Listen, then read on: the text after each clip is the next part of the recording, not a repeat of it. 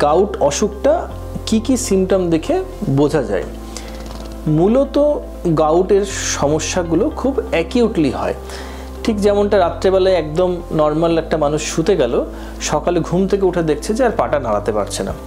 এত অসহ্য ব্যথা সাধারণভাবে বলা হয় পায়ের বুড়ো আঙুলের জয়েন্টটাতে সব থেকে বেশি গাউটের জন্য এফেক্টেড হয়ে থাকে, এবং এই পেনটা এতটাই অ্যাকিউট অনসেট হয় একটা মানুষ তার দিনক্ষণ পর্যন্ত মনে রাখতে পারে।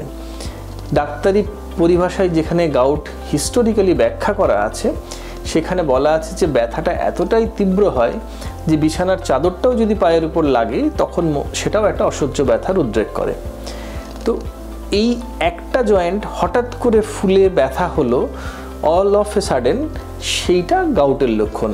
গাউট সাধারণভাবে অনেকগুলো জয়েন্টে একসাথে হয় না, সেহেতু যাদের অনেকগুলো জয়েন্টে একসাথে ব্যথা যন্ত্রণা হচ্ছে বা গা হাত পায়ে নন স্পেসিফিক ব্যথা যন্ত্রণা হচ্ছে, সেটা গাউটের জন্য হওয়ার সম্ভাবনা খুবই কম।